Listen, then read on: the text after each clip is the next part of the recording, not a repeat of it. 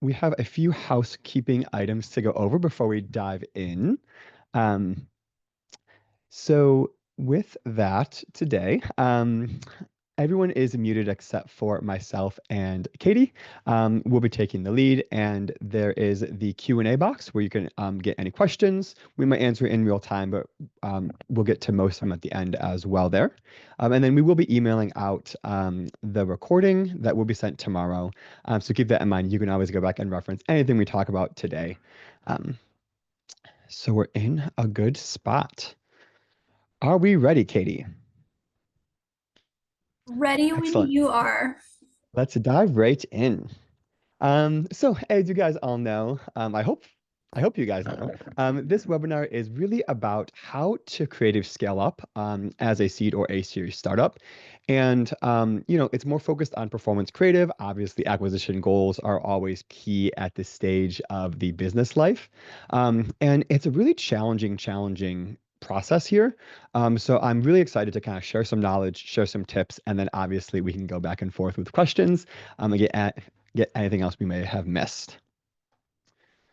A little bit about myself and about Katie.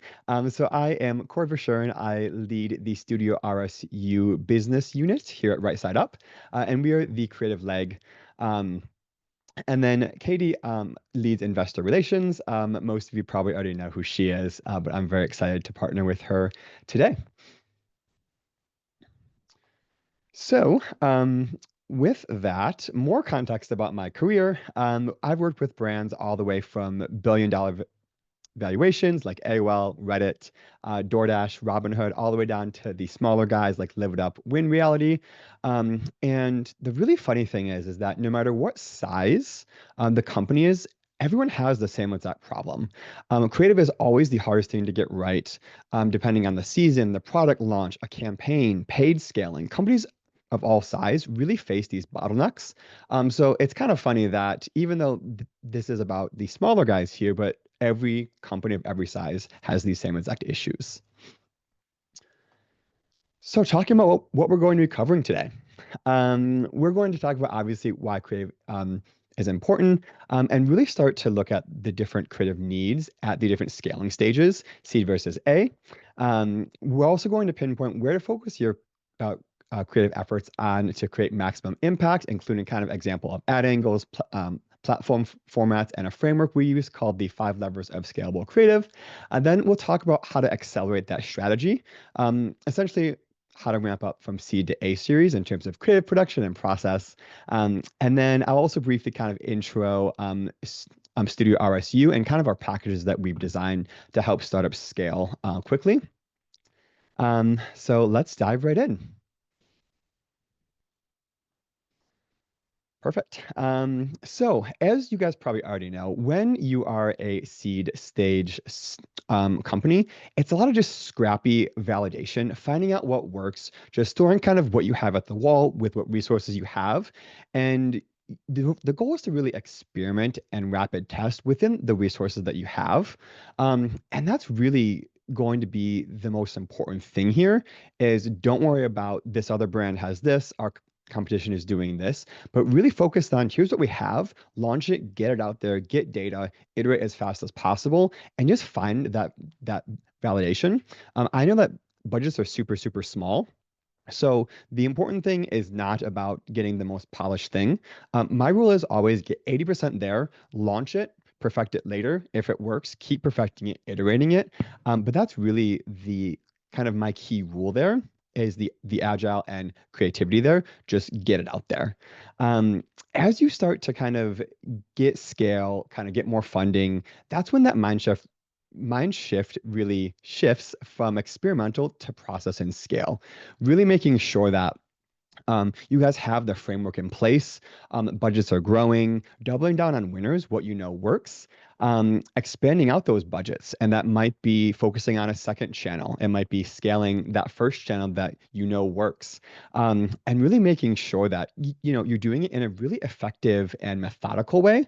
Because that's one thing I've seen a lot of A series companies kind of forget is that now we're spending, it's just like velocity, get stuff out there. But actually, what's that framework? How are we tracking that? Making sure that you can build a repeatable process is going to be key there.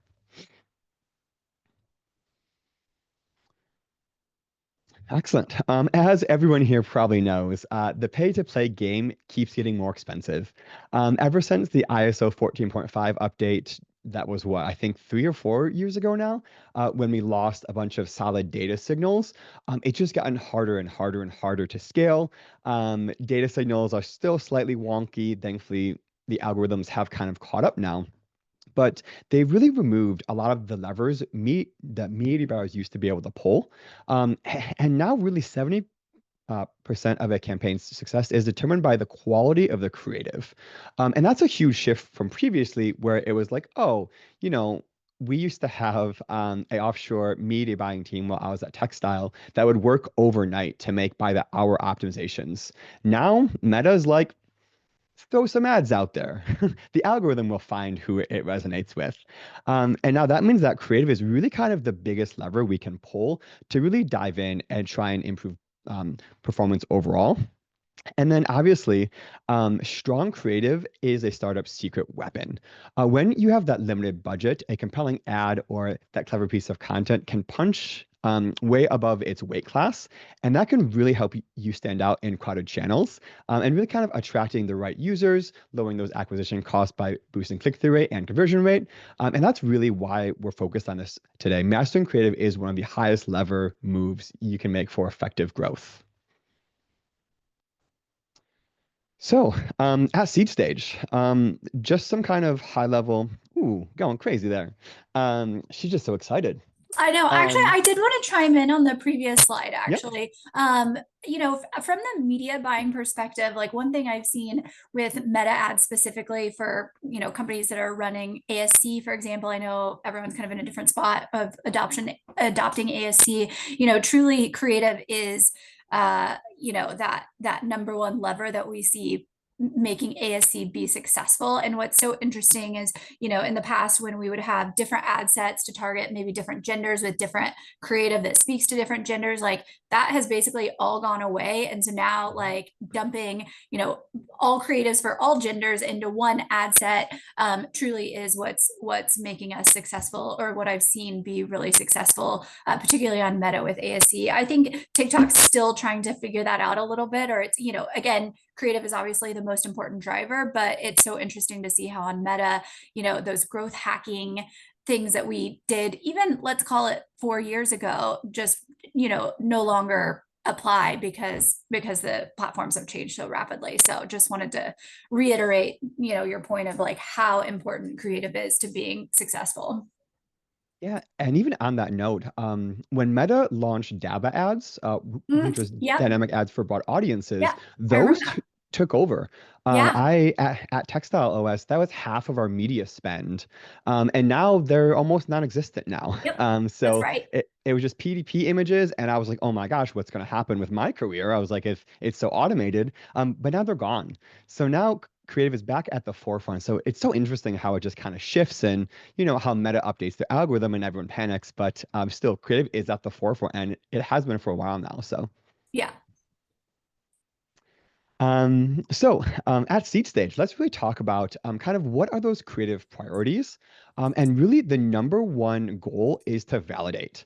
You're trying to validate the product, the message that's resonating, who the real audience is. And that really means that your creative work is about testing market fit and messaging fit. And that's so, so, so valuable. Those insights is really what drives and grows your business. And once you can figure out the angle, the value proposition that actually makes people interested to sign up or buy, at this point, learning is the most perfect optimization. And we're not really worried about fine tuning rates from, 2 to 2.5%. We're really worried about finding the traction and going all in there. And because budgets are so limited there, you have a very small amount earmarked for marketing from your pre-seed funds or relying kind of on the organic growth. So you have to maximize the impact of every creative that you put out there. And if you can, only afford to, let's say, make five, each one has to test a very different, distinct idea. So that way you're learning as much as possible.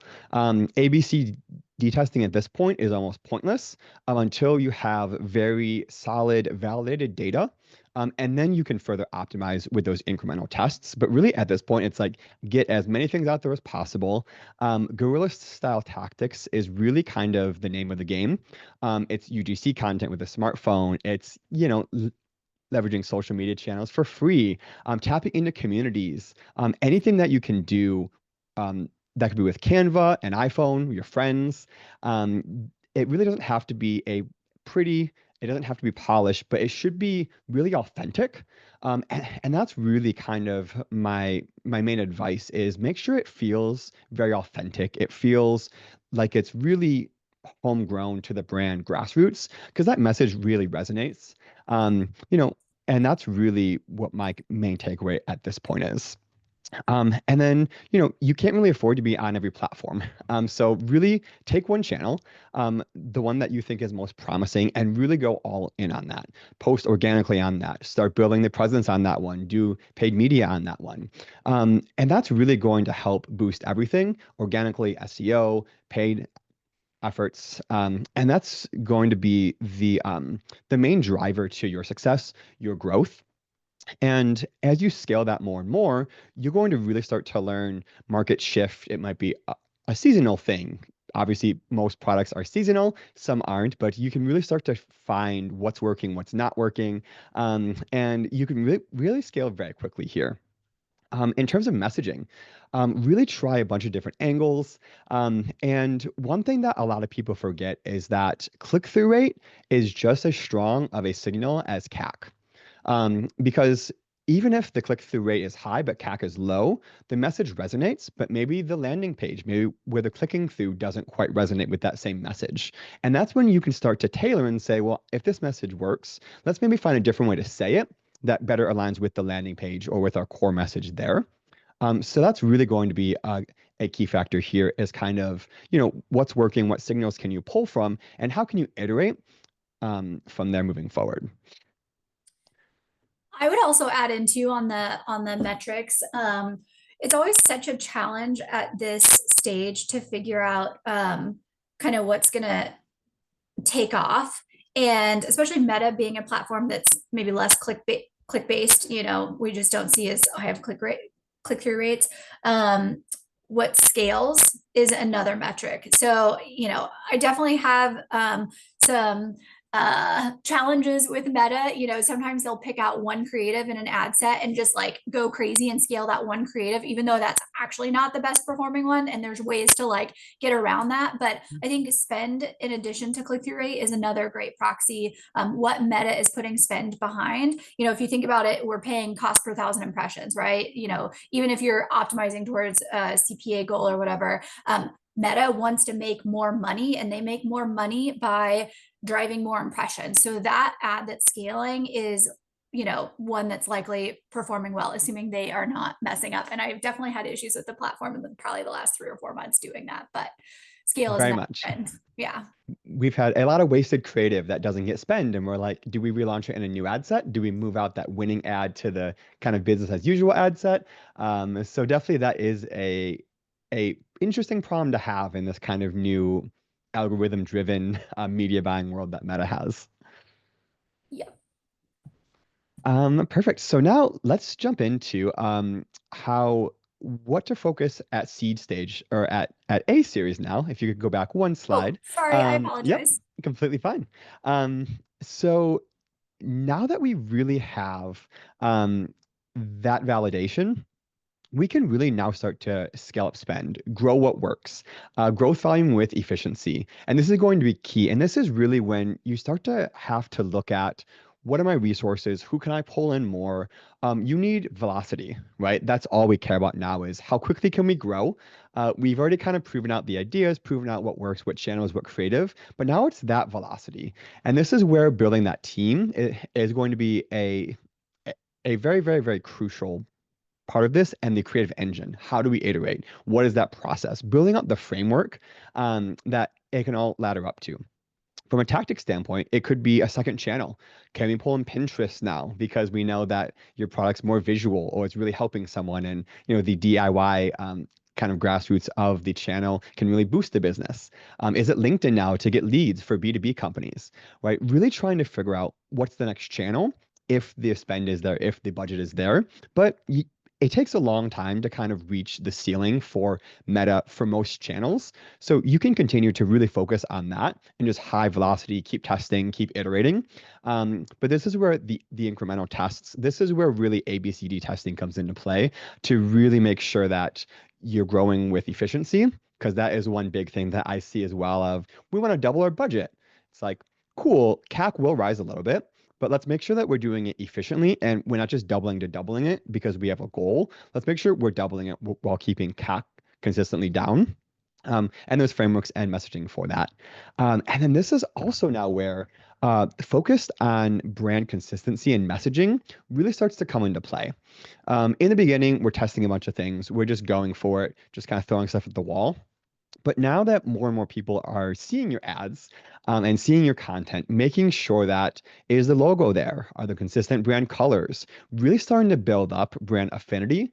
So that way, now when someone sees your ad 2 or 3 times from a frequency standpoint, they know it's the same brand. You're starting to build it in the back of their mind. My favorite stat is it takes about 7 times of seeing creative from the same brand to actually imprint in them. And that's why a lot of companies will do a TV commercial, a radio commercial, Google search, and Meta, and all target the same area. Because now it just, you're getting hit nonstop, nonstop, nonstop. Obviously, that is a very, very, very large media spend budget to do that multi-faceted approach, but it's really effective for a reason there. Excellent. Cory, Yep, can I put you on the spot of about course. the next one? I don't know Mhm. if you're going to go into the team section, but I'm curious, or it's a question I hear all the time, and I'm curious about this as well. When you're thinking about building a team, especially at this stage, who should be your first hire? What should their skills be? Yeah. So but by this point at Seed, you probably had a contractor, designer, or UI UX to build out the web page, landing page, maybe some initial ads. Now we're talking about velocity. You probably still have that same freelancer. They're probably still making your social posts, maybe your email still. But now we're talking about like 5xing your output, 10xing your output. And that's really where an agency is really effective, because most agencies have a copywriter, a strategy person, a creative director, a media buyer, stuff like that, all kind of built in. And to hire all those out individually, it becomes very expensive. Managing all that, sourcing all that stuff is a full-time job in itself. So that's where I do start to recommend you go to an agency. And normally it goes, you have your one designer, you might get a second one because a product launch might be coming, you might be doing a refresh, but then your growth program takes off, and that's instantly when it's like, you really can't handle that. And most brand designers are not growth creative designers. So keep that in mind too, is that it is a very different skill set from kind of a brand graphic designer. It's so interesting you made that call out. Every single company I've been at, there's always this clash between the brand team and like what works on ads, because like this is maybe not the best answer, but it's also true. It seems like the ugliest ads perform the best. And I can't tell you how many times I've had brand teams be like, that is off brand, we're not running that. And so, yeah, there seems to be this like disconnect between how do we make stuff that's, on brand while still performing well, because sometimes yeah, what you think is not going to work actually performs the best. Yeah, sadly, I've seen that far too many times in my career so far. I've had those same conversations. When I was doing work for Just Fab, they're a shoe brand, we had one called Log Boot. Oh my gosh, it was a ugly boot on an ugly log. Everyone hated it. And every year they're like, "Are you turning Log Boot back on for the fall?" And I was like, "It takes about 30% of our total spend for fall. Wow. So if you want to actually make up those numbers somewhere else, fine. But like, I'm turning it on no matter what." But even that, it was so off brand. I mean, the ad was made before my time, like 4 years before I even joined, and Yeah. it still worked every year, year over year. Yeah. But even that alone in itself just says like let the data decide, and that's always my motto. Test it. If it Right. doesn't work, it turns off. If it does work, it does. But Yeah. about one out of every 10 ads work now, right? So if we have 10 on-brand ads that are very polished, they all look the same. And then your next ad set, what is that going to be? 10 more really polished ads that look the same? Like, no, we have to test every single thing. Right. So testing is key. Yeah. Love that. I think I might have teed you up for the next section. Yep, exactly. So where to focus your creative efforts on? So let's get tactical first, and start to talk about kind of where do we really want to deep dive in? So repurpose and recycle. This is all about getting the most mileage from the content that you create. I mentioned this earlier, but if you have one great piece of content, you should really start to cross-post it. Does it work on organic? Could it be an email now? Right? Did you do a whole comprehensive blog post and now you can break that up into key tips for a LinkedIn infographic? Host the webinar like we're doing now. Interesting. And then use the recordings to kind of chop it up, and then cross post for social media or LinkedIn, and highlights reel, or we could transcribe it into an article. Did you do a photo shoot of your product? Those images can really feed your Instagram feed, all your emails, a landing page, your ads. So really trying to repurpose every single thing that you do. Because like I said, like when resources are so limited, every single thing can be really, really, really stretched super far. I mentioned this before as well. Really embrace the authenticity. This is going to be key because a lot of bigger brands, they do start to lose that kind of grassroots, homegrown feel. I mean, you see it how even with what it was Pepsi, share Pepsi with this person. They're trying to create their own moment to make it feel more personal. But we all know Pepsi is a very big company. We all kind of know that they're trying to feel more homegrown, but that's your advantage is that you guys are the ones creating the content. You guys are the ones with the passion behind the brand. You guys founded the brand. You guys are there from day one or week one or month one, right? And that's going to be key is making sure that, your voice comes through. Lo-fi content performs really well talking to camera. Inexpensive ads almost always outperform those polished ads, but don't lose that too far and make sure branding's in there somewhere. Make sure that you do have some kind of boundaries there. Planning creative refreshes. Time and time again, I have people running to me and like, we need to onboard right now. We're out of creative. Oh my gosh, what are we doing? This is where if you actually schedule your creative before the old ones go stale, avoid ad fatigue, obviously. That's where even every 2 weeks, hold a brainstorm session. You can casually screenshot, casually send yourself in Slack, for example, cool creative. My whole Slack message to myself is just like a screenshot of an ad, this cool billboard, a picture of this. So that way, then when I am brainstorming, I just open that back up, go, oh, this is really cool still. Let's pop this in and let's iterate it or kind of change it into what fits our brand there. Same thing here. Keep a swipe file. That used to be called a swipe file, and that was rooted on the photograph in the olden days with the film strips. And the swipe file was actually the negatives. Um, Today, we're all digital, so this is more like a Pinterest board at this point. But again, make sure that you have somewhere to keep all of your ideas, to keep the creativity flowing. Test small and learn fast. Like I mentioned, A/B testing on a small budget you can do, but really the goal is to find those winners, scale it up, iterate on that winner, push that back out, see if that works, and keep doing that over and over again until you get to a point where you've kind of reached the max. It starts to kind of fizzle out, but now you need net new stuff. You need to really focus on, again, those creative refreshes to make sure that, what's keeping your CAC low continues to perform. And once that starts to kind of fatigue out, you definitely need new winners ASAP. My favorite one, which most people forget about, is really looking at the customer feedback loop. The comments on TikTok, on Meta, on organic, on paid, the customer service emails that come in, all of this stuff really starts to speak to pain points, to problems. Really what the customers are saying in real time is going to be your most valuable feedback in the whole entire world. I mean, I've made ad after ad after ad just based on like, oh my gosh, this is so great. I love this because blank, blank, blank. I'm like, cool, that is a real person telling me exactly why they love this product. Why won't I use that in paid? Why won't I use that as a messaging angle there?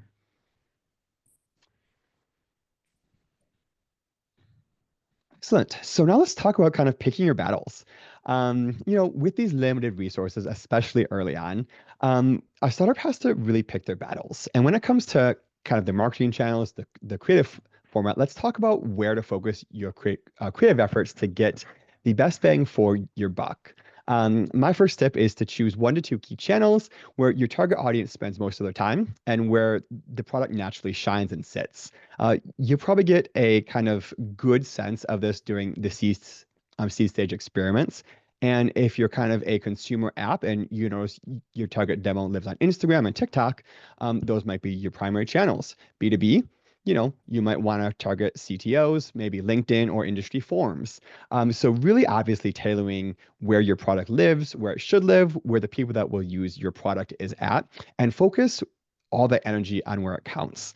It's really tempting to too quickly spread your stuff too thin. I mean, there's Facebook, Twitter, TikTok, Reddit, there's emails, there's in-person events, there's affiliate, you name it. But when you do that, you start to dilute the quality of the creative and you start to kind of lose your learnings. Early on, it's just so much more effective to nail down those 1 or 2 key channels versus trying to do a mediocre job over, 3 or 4. Once you kind of have identified those channels, make sure to tailor the creative to fit the platform. We all know TikTok says make TikToks not ads, which fun fact actually, TikTok is now pushing static carousels as well as statics way more. Haven't seen it too much in paid yet, but I have a feeling 2 or 3 months, we're probably going to see a lot more statics there, meaning that now you can cross post on TikTok way more from Meta, from Instagram, from Pinterest, stuff like that. So good stuff there. But if it doesn't feel native to the platform, it's not going to resonate. And that is where cross posting can get you in trouble, right? You don't want to waste money on a TikTok going on LinkedIn because those two don't mesh that well unless it's very, very founder story based or it's very LinkedIn native that was posted on TikTok, right? That makes sense. But if it doesn't make sense, just don't do it. Um, and then, like I said, don't try everything at once. Win on core channels before expanding, and then make sure to leverage the high impact format, video demos, customer testimonial, infographics that really suit your message well. Because, like I said, like if it's a mismatch with creative, if you're just doing UGC to do UGC, but it's not really resonating, like don't waste your time. Don't go all in, and really just tailor it to that platform there. Cory, I have a question for you. Another issue I bump up against, and I'm sure people on the call have had issues with as well, is not having resources for the type of creative for that channel. So, for example, there's one company I'm currently working with right now, and they do not have an in-house team to build video creative, and so it really limits them being on the channel. What is your feedback for those joining us on how to because I've seen that at quite a few companies. Like, how do you work around that? Yep. The really great thing now is we have so many resources. And I love affiliate marketing because it's a content engine, a content machine. But if you're not building out the affiliate program just quite yet, what can you do? There's places like Billo, which is a really easy kind of you create the brief. Content creators will bid to do the brief. You pick them, and then they create content for you. Now for pretty cheap, and it's normally like 30 or 50 or $60 per video. Now you get content to drive the engine based on the concept that you want. You do have to send them a product if it's a physical product, because obviously you want them talking about it. But it's a really effective way to drive that content machine. Because again, that is the hardest part. But now you do need that video editor, right? Now you need someone to edit it, to cut it down. Right. And that's again more resources. And that's where then a freelancer or an agency really comes into play and can really help expedite that with velocity. Love that. So, what Katie mentioned earlier, the best thing in the whole entire world, brand creative versus growth creative, and why both really matter. So obviously, I kind of already outlined brand creative and how it's really important to have those elements in there. Like I mentioned, it takes 7 times for someone to imprint that brand in their head. But that also means that if we know UGC organic content works really well, I call that more growth creative. It can be posted on organic, but that is still all kind of part of the same exact kind of brand play. It's building brand trust. Influencers are a great way there. But you can see even between the two of these, they're both very impactful. But I think the UGC one is more impactful because it's off-brand, actually. Which is interesting, is that a off-brand asset can actually be more impactful than the on-brand one. But the on-brand one, Tonal, looks cool. It's cool tech. That is kind of Tonal's main message is, we are this cool at-home tech, a personal trainer, feel great, judgment free. Whereas this one, the UGC one that is driving growth, has 4 new features on the tonal too, right? So both are super, super, super important, but one is really, I'm starting to build that brand image. The second one is building the brand footprint, making sure that if someone does search on Instagram, they can find this video organically, get someone that's reviewing it, right? So both really matter. In the beginning, do anything you possibly can, get stuff out there, get performance. Once you have some money to push behind it, now is when this becomes very important, is test not quite upper funnel awareness goals, but starting to test more on brand assets, on brand messaging to see what resonates there. And I'll add to that. One thing we've talked about at several companies I've been at is always the thumb stopping creative. Like, how do you create creative that is going to get people to stop scrolling?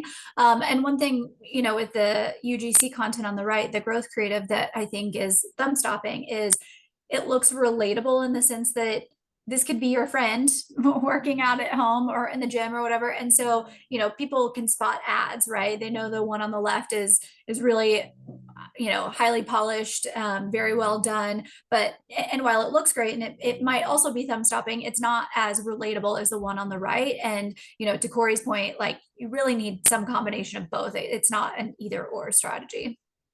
Exactly. Excellent. So now let's talk about messaging. This is one thing that with every client we onboard, we kind of go through this exercise is how can we talk about our product? What's the kind of emotional, what's the rational message there? And then how are we framing that message? So problem solution is a really easy way because you have the pain point right there and the solution right there. Threadbeast does an amazing job of this. If you guys have seen the videos, my favorite one, I didn't pull it here, but is like the girlfriend, like, oh my gosh, my boyfriend can never dress himself. And that's why I got him Threadbeast. But simple stuff like that. Here is a Reddit post. Best way to get clothes, question mark, right? Problem. So the solution is Threadbeast. So just a really, really effective way to communicate that pain point angle there. Aspirational, paint kind of the ideal outcome or lifestyle. Zbiotics, I swear by it. It is the best thing in the whole entire world. If you guys do drink alcohol, I 100% recommend it. I'm not paid or sponsored by them, but I wish I was. Their tagline is enjoy the weekend without sacrificing tomorrow. So you can probably get, without even them saying we are a probiotic that helps reduce hangovers, without even saying that, you can kind of already get the gist of what they're selling. But that's aspirational. Palm tree, drink. I kind of want to be there now too with my Zbiotic. We have 2 more. Social proof. Like I said, this is also one of my favorite ways, is the social proof, the reviews. We do have stricter laws now on what you can and can't say. You have to disclaim if you pay someone. So keep that in mind is that in the past, I think, 7 or 8 months, I think those laws went into effect. Make sure you're very clear with disclaimers so you're not in legal trouble. But this is a really good way to, again, get that real life experience, get a real life POV, and to help customers kind of believe 5 stars, it's a great product. And this could be UGC, it could be static, just like this one here, but a very, very, very effective way there. And then I call this one fear of missing out. And this is just kind of the urgency, the newness. It's great for sale messaging. Don't miss out, limited time only. But you can play that video if you'd like.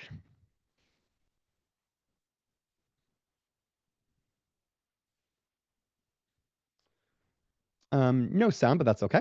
And as you can see right there on the actual UGC ad, they're showing the product, the code, the 25% off, limited time only, really creating that urgency. And that starts to mix kind of a real life customer experience with urgency messaging, which I actually always test first with kind of sale messaging as like, how urgent can we get it? How fast can we get them to convert to buy and stuff like that?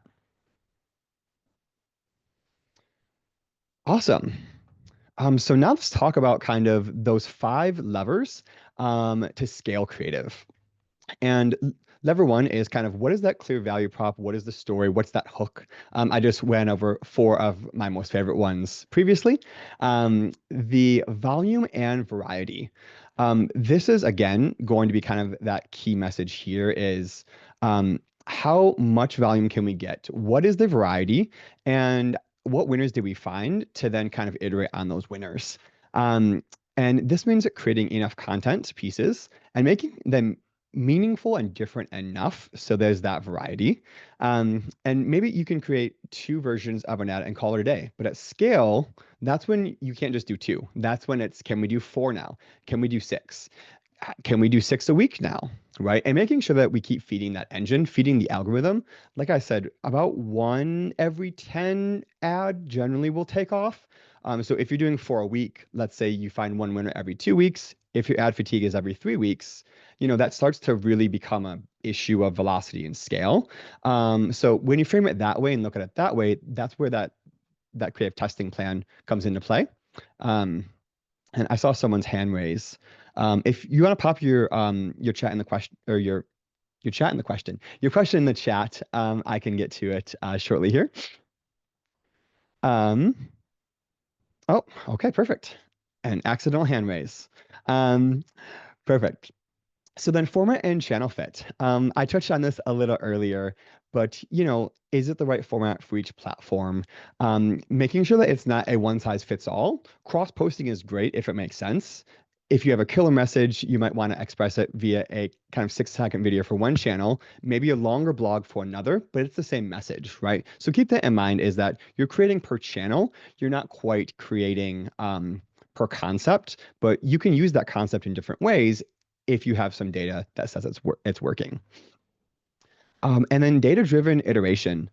This is the hardest thing. And even sometimes I struggle trying to come up with what is that really nice framework? What does that look like? How can we actually track all of that when we might have 5 different concepts in an ad set, 4 didn't work? Do we just say these didn't work, let's not do them anymore? We can just track it and say, actually, no, this didn't work, but I actually do think it might work. Let's maybe do a different ad set now with a few different versions of this to see if it'll take off. But how are you tracking that? The great thing is that I do have a tracking spreadsheet that I'm going to include in this on how we kind of track creative that we'll send out after this meeting. So good thing is I'm solving that for you already.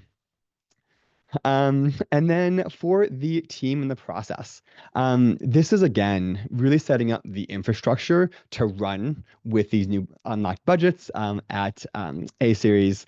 And it's really about the right talent. A lot of brand designers don't actually know how to make creative that performs in the growth channels. And I've run into this myself trying to find freelancers. It's really hard to find someone who can understand the data, balance a brand voice and tone, but also be scrappy enough to make it perform. Brand designers are meant to design for the brand. They're not actually meant to design for growth. So keep that in mind. It is a very, very, very different skill set there. Excellent. So what is that actual strategy? I've kind of outlined it already a little bit, but let's dive in a little bit deeper now.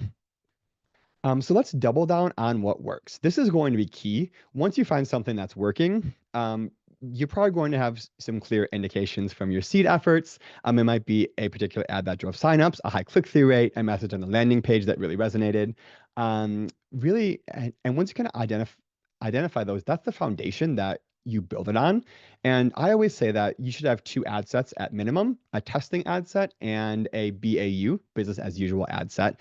Your BAU ad set keeps your CAC down. Your testing one kind of keeps it up. But once you find those winners, those go over to your BAU ad set, and then you're good to go there. And that surprisingly, a lot of companies don't actually format it that way. And I'm always interested. I'm like, well, why? Like, how are you testing stuff?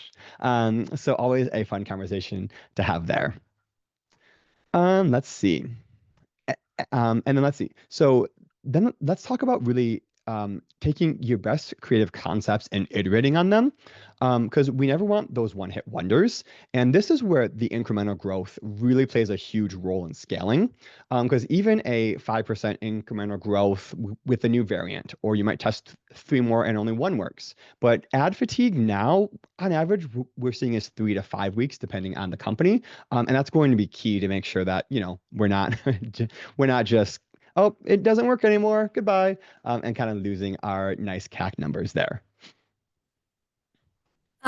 Cory, one call out on point number 5. Mhm. So, we were talking about this the other day. How do you build a brand via performance marketing?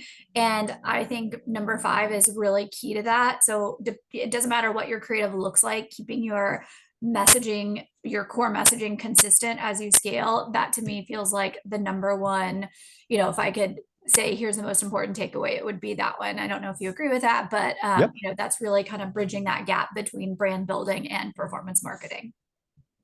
Yep, exactly. Yeah, and that's key too, because like I said, 7 times you see that ad 7 times. Now the brand's in your head. If there's no logo, if there's no colors, now it's going to take 10 or 15 times to actually see that content there. Perfect. Let's quickly, I know we're kind of running out of time a little bit, so I'll speed this up slightly. So expand channels and formats really wisely. Again, it takes a lot of resources to launch a new channel. If there's no organic post on that channel and they go click on your handle, now you have kind of no brand trust based on your organic presence. So now it's just not scaling paid, it's also scaling your organic presence there too. So keep that in mind, is that some are really easy to expand to, right? If you're a B2B company, LinkedIn to Meta is kind of easy, right? You're still targeting the same people. You can call out, CMOs, and the eyebrow tag. But if we're going from LinkedIn to TikTok, very different platforms. So keep that in mind, is that each platform has different requirements, different restraints, different resources. TikTok needs a video editor. Meta just might need a graphic designer. Right? Meta might need more influencers. TikTok might need specific trend-based influencers to be more cool and hip with the platform. So just keep that in mind, is that it does take a lot of work to actually get on those new channels. Excellent. So building the scalable engine internally. Again, this is very, very, very important, because if this is not in place, you will very, very, very quickly start to be like, what's happening, what worked, what didn't work. And that's where, those biweekly creative brainstorms, monthly content calendar, routine design production schedule, establish that workflow early on so you're not playing catch up down the road. Documenting what you learned and what worked, what didn't work. This again, I'm the most surprised. More brands don't actually document. It's like, oh, what worked last fall? And then they pull up the Meta ads dashboard and then start showing me stuff. And I was like, this does not help me. Like, I was like, I want hard data. Give me your hypotheses, give me why, so we can retest that stuff or not test that stuff anymore because it was proven wrong. So that's definitely key and important here. Invest in the tools and the team. Again, bottlenecks is the one thing every company battles. So really investing in the right tools, the right team, the right freelancers, the right agencies. Is it Canva? Is it Figma? Is it Photoshop? Do you have the data engine on the back end to pull reports? Do you do a weekly report? Making sure that all that's aligned, so that way then it's so easy to go back a year before and you just got it built out already. You're not having to dig or do deep dives. Because again, we've done a lot of deep dives from a very long time ago, trying to just find stuff in general. Align with your growth goals. So tie your creative plans to your user growth targets. This is really important too. If fall's your busy season, you're probably going to need more resources in the fall time. You can't use the same resources from the summertime. And again, that's where an agency really comes into play and can help you. And then stay agile. You know, if 10 out of the 50 creatives or if 10 creatives work, and then you might change that to 50 a month, and that's your new target, right? But you have to stay agile. And if they're not working and you have to pull back spend, make sure you're ready to pull back spend, but you might sacrifice those growth goals. But have that in mind is that it's not a we didn't hit our target. It's a resource balancing with growth goals, with seasonality, with even outside factors like tariffs or stuff like that. So always keep that in mind is that the more agile you are, the more successful you're going to be. Perfect. So what might that perfect flow look like? And this is where, like I mentioned earlier, it might be the micro influencers content creators can post organically, which will boost your organic SEO. You can repost that on your organic social channels. Then we cut that down for Meta for paid media and ads. And then we can use their review for social proof on the website, right? So now that, 60 or 70 bucks you paid for that one content creator on Billo, you just have now 5 different or 4 different pieces of content that you've now repurposed. And that's really how you can start to reframe it and really start optimize and get the most out of the content that you're getting early on. One big call out that I always love to say is focus not on the channel, but the full customer funnel. And this is so important. I cannot stress this enough. Meta ads are amazing. It's pay to play. You can pay as much money as you want. You can try and scale as much as you want on Meta. Amazing. But if the landing page isn't optimized, guess what? You're now losing out on KPIs. You're losing out on customers, leads, sales. So really making sure that you're looking at the full funnel, even if it's a blog post or a content hub and there's no form fill to find out more information natively built into the blog post, right? It might not be the most impactful, but even if it converts 1% more people, that's still 1%.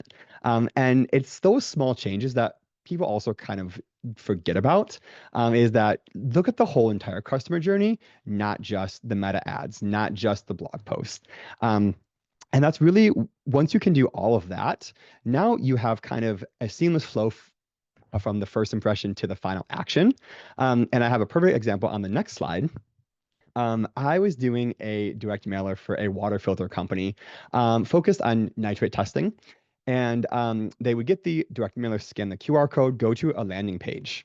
The first version of the landing page was the bottom one that had almost the same exact messaging, copy, get a free in-home water test, and discover your home's nitrate levels. When we actually changed it to be the same gross-looking yellow yellow banner, we had a 32% lift in conversions because the LP hero matched that direct mailer. And that's one more thing to keep in mind is that if a customer has no idea who your brand is, what they are, and they click on a UGC ad and go to a different landing page, it's not as connected. It might not be as emotionally tied anymore, which isn't a bad thing. UGC does work and they were interested, but when you can kind of mirror the messaging, mirror the creative better, now we see a bigger lift. The customers resonate more with your brand there in general. So how can we help? So obviously, I lead our creative studio here, and we have packages actually designed out where we pair landing page with meta ads. We pair performance ads with A+ content for Amazon. We can do email strategy to increase kind of your lead gen lists and to increase your LTV once you have acquired those customers. So that's really where I love kind of solving the puzzle of the marketing channels, acquisition, growth goals with smaller startups in general, because we get more scrappy. And the more restrictions we have, the smaller budgets we have, the more creative we have to be, the more agile we have to be, the higher output we have to do. So that's where, I love doing this stuff in general. Is it's just one big puzzle and we're trying to fit pieces together to see what works, what doesn't work, and acquire those customers and hit those KPIs. Perfect. Right on time. So, I am also really excited with this. Everyone here, and we'll email this out after. We're offering up to $2,000 off of any one of those packages that I just outlined. Me and Katie will be reaching out as well to talk about that, but a fun discount is always warranted there. So, would love Q&A if anyone has any questions, or I can cover anything else that I may not have gotten.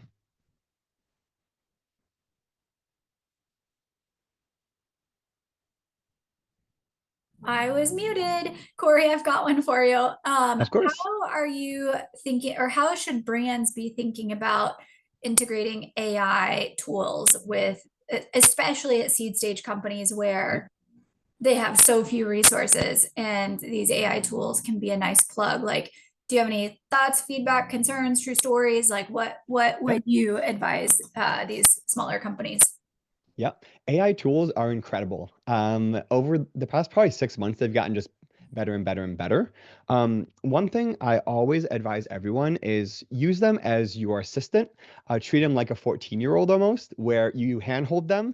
But then you still have to QA. You still have to take what they give you, write it in your own words. For SEO, for blog posts, Google now knows what's AI written, what's not AI written.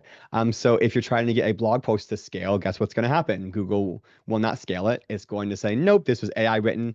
So rewrite it in your own words, add your own personal story to it, make it really impactful. And that's the key here is AI is amazing, but if it's not impactful or if it's not really from kind of your own voice or your own experiences, AI is just going to regurgitate what it knows, and everyone else has the same access to what AI knows because we can all use AI.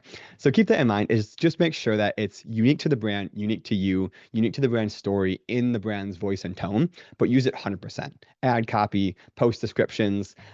It's made our lives so much easier. And like I said, like now we can just kind of run with it and we can create the blog post, the social copy that goes with it, and stuff like that. Love it. That's great. And that's all we've got for questions. So Perfect. Thank you so much, everyone, for joining me. I'm super excited to talk about this more. If anyone anyone else has any questions, I'm on LinkedIn, Cory Verschueren. Hit me up there, and then we'll send the recording out after, as well as some more information about those packages. thanks, Cory. This was super fun. Thanks so much, everyone. We'll talk later. Bye.